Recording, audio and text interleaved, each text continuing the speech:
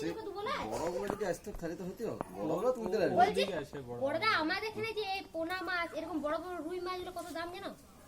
ওখানে 100 টাকা কেজি দিল্লিতে। এত সস্তা অনেক সস্তা। আর এই মাগুর মাছটার দাম বেশি। তো বলো যে আমি খাবো।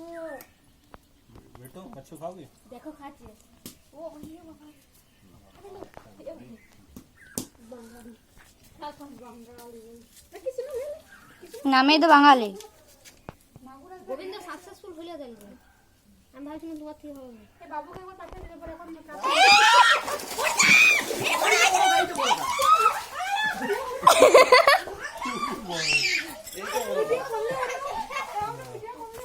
মাই গড তোর ভয় লেগেছে না? দেখতে পেলি